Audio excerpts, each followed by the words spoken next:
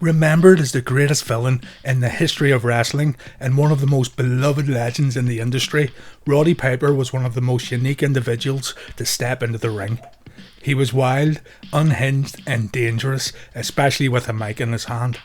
His greatest asset was maybe his ability to draw emotion from fans, whether being a good guy or a bad guy. This is a skill that is sorely lacking in today's wrestling product. Piper's character and style of promo, much of it reflecting true to the man behind the gimmick, would go on to inspire future superstars in the wrestling industry. This video looks at the life and career of Rowdy Roddy Piper.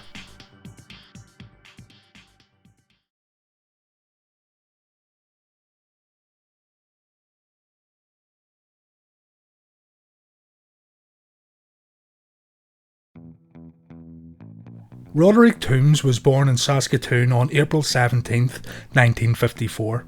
He had a rough upbringing, getting expelled from school and leaving home at a very young age to live in youth hostels and hustle on the streets. He learned to play the bagpipes at a young age, something that would serve him later in his professional wrestling career. Piper was also a decent boxer, winning the Golden Gloves tournament, and also he had a knack for judo and amateur wrestling. Thinking that pro wrestling might be a way for Piper to earn a few more dollars when times were tough, he received formal training from Al Tomko. Roddy's first match was against Larry Hennig in the AWA, and it was short but eventful. Roddy had gotten his bagpipe playing friends to play him to the ring. The ring announcer didn't have a full name for Roddy, so after seeing the bagpipes, he announced the newcomer as Roddy Piper, a name that stuck with him throughout his pro career. After getting into the ring, Larry completely destroyed Roddy Piper. He broke my nose and split my eye open. He beat me in 10 seconds, the shortest match in the history of the Winnipeg Arena. In real time, I think it happened in about 7 seconds. There I was, he broke my nose, he split my eye open, and I was bleeding hard in the dressing room. I could barely see my penny loafers, and I was worried about the promoter cheating me out of $25.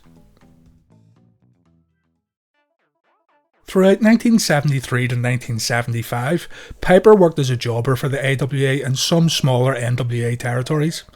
The first hint of what Piper was capable of as a villain came during a time when he was working in the San Francisco NWA territory and he would insult the Mexican community.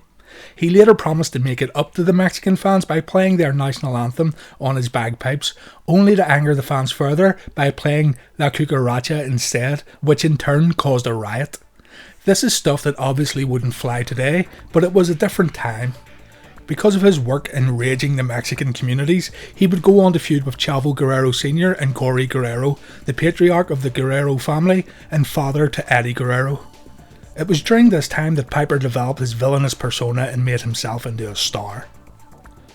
In the early 1980s, Piper would continue to have good yet forgotten matches, including scoring a win over Nature Boy Ric Flair for the US title in Mid-Atlantic.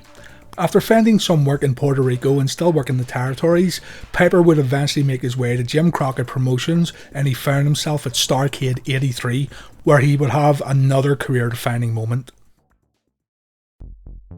Fans still point to the dog collar match against Greg Valentine at Starrcade 1983 as one of Rowdy Roddy Piper's crowning moments in professional wrestling and the match that would get him worldwide recognition.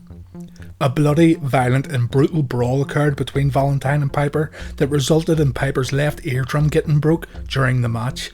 This would cause Piper to permanently lose 50 to 75% of his hearing. Piper fought through the pain and scored a huge victory over the Hammer.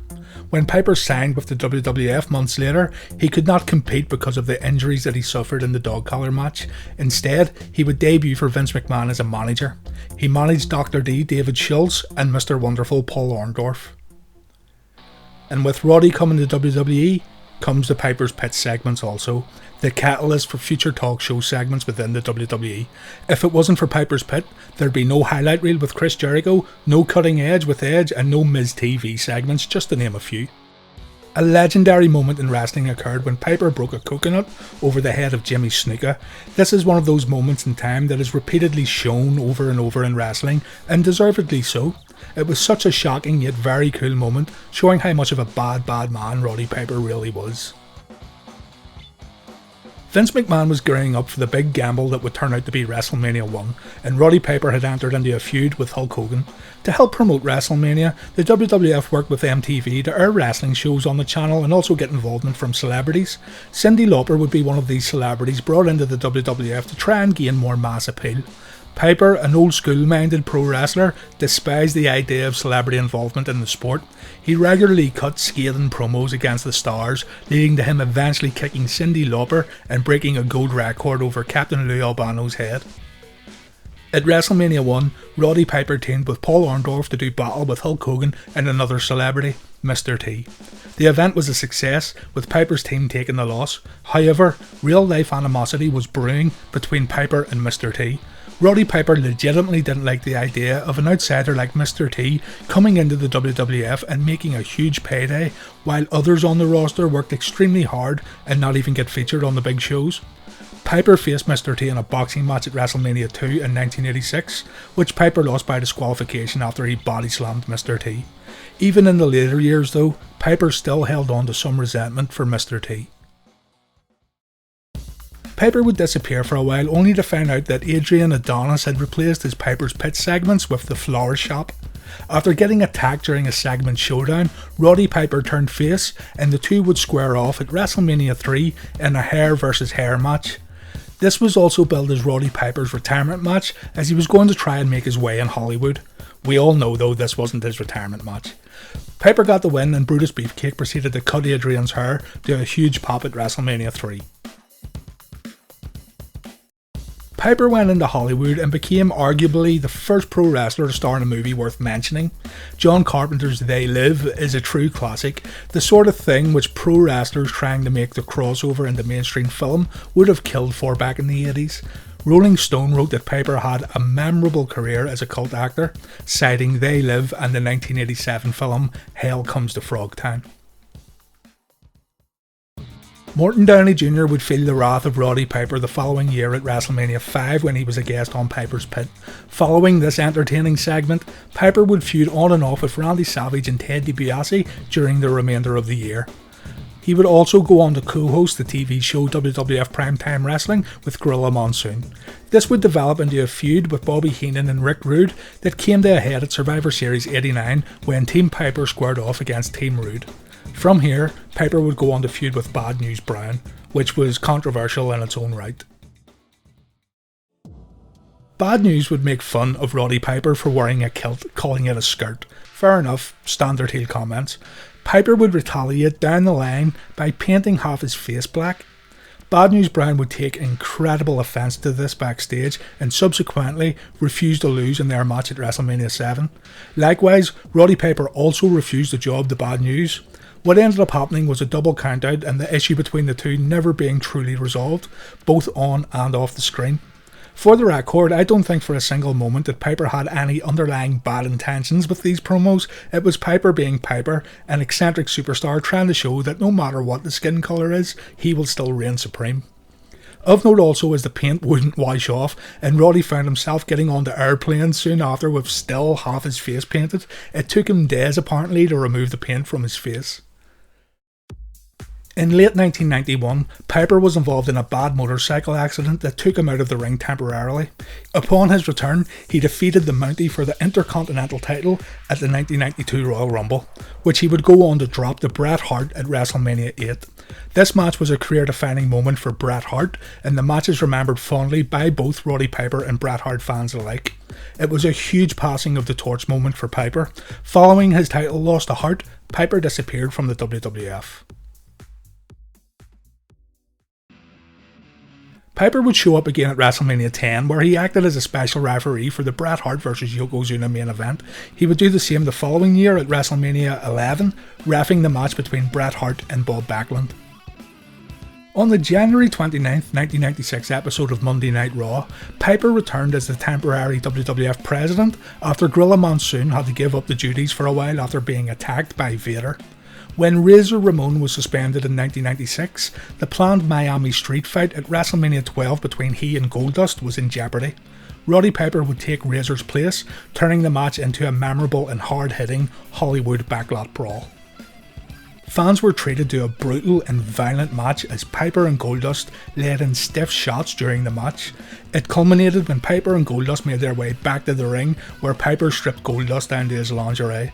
Gorilla Monsoon eventually returned to the WWF, and Piper disappeared from the company yet again, only to resurface in Ted Turner's WCW.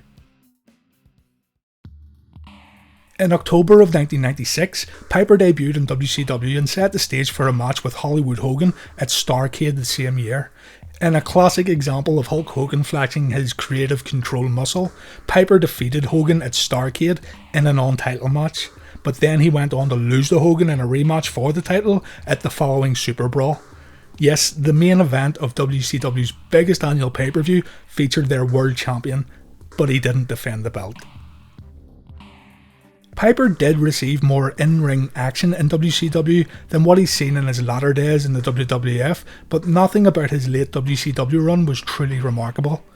This was due to the steamroller that was the NWO. The heel faction was booked in such a fashion that anyone who opposed them was generally destroyed, and the only real competition the NWO came against was the NWO itself. He did defeat Bret Hart to capture the US title though, but dropped it only 2 weeks later. He found himself in a storyline with Vince Russo close to the end of his WCW run, which of course was the kiss of death. Piper left WCW in 2000 and took some time away from pro wrestling. At WrestleMania 19 in 2003, Roddy Piper returned to the WWE and began another rivalry with Hogan. This time, he interfered in the Hogan vs McMahon match, making a surprise return in the later half of the showdown. From here, he would manage Sean O'Haire, a young talent that WWE saw promise in. Piper was O'Haire's mouthpiece and also wrestled a few tag matches with him. The WWE then fired Roddy Piper after a controversial interview that aired on HBO in which Piper discussed the darker side of the wrestling industry. In the interview, Piper talked about how the wrestling industry was killing his friends, how many workers were dying young, and he even predicted his own death during the program. Piper said he was still working because he couldn't get anything from his pension until he turned 65. Then he went on to say that there's no way he's going to make it to that age. This, unfortunately, was true. On his 2006 WWE DVD documentary though, Piper said that HBO edited parts of the interview to make wrestling look bad. Of note after this is Piper's involvement with TNA and a particular segment. Piper and Vince Russo would have a verbal confrontation in the ring, and Piper would accuse Russo of causing Owen Hart's death in the WWF. The segment sure did hit home, worked shoot or not, but it did feel more uncomfortable than entertaining. Roddy Piper would find his way back to the WWE when he was inducted into the Hall of Fame in 2005. He would hold another Piper's Pit segment the next night with his special guest Stone Cold Steve Austin. From here, Piper would make sporadic returns on special shows, holding more Piper's Pit segments and holding his own with the new breed of WWE superstars. He would even hold the WWE tag titles with partner Ric Flair the following year. Further down the road, Piper would make a return to WrestleMania in-ring competition when he, Jimmy Snuka and Ricky Steamboat wrestled Chris Jericho. In the years that followed, he would make small backstage appearances at WrestleManias. The final Piper's Pit segment featured Rusev and Lana.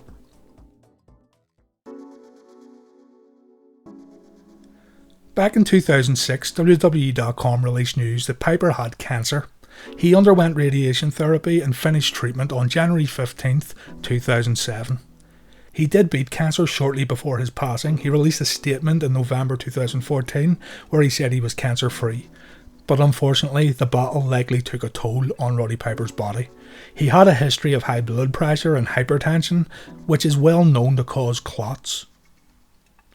On the evening of July 30th, 2015, Roddy Piper died in his sleep. He was discovered the next morning at his home in Hollywood, California. According to a coroner's report obtained by TMZ, Roddy Piper died of a heart attack brought on by a blood clot.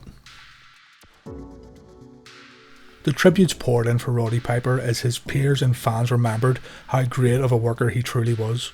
Alongside with creating one of their better tribute videos and the whole roster being present on Raw to pay their respects to Piper, WWE also paid tribute by honouring Roddy with a statue as part of WrestleMania Access in Brooklyn, New York in 2019.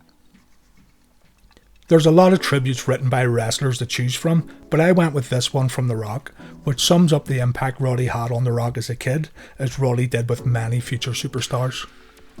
Rest in peace, legend. I first met this wrestling icon when I was 12 years old when he was wrestling my pops in the WWE. For weeks and weeks after that meeting, I would have my mom set up a video camera in the kitchen as I would become Hot Rod and mimic and emulate his every word, style, swag, heat, cool cockiness, and all delivered with his classic smile. He was a huge influence on me as a kid and an even bigger one when I became The Rock in the WWE. Thank you, Roddy, for all the talks, all the stories, especially the crazy ones about my grandfather and grandmother, all the advice, and most importantly, all the memories of you entertaining us fans. You're missed, my friend. Heaven just got a little rowdier. Rest in love.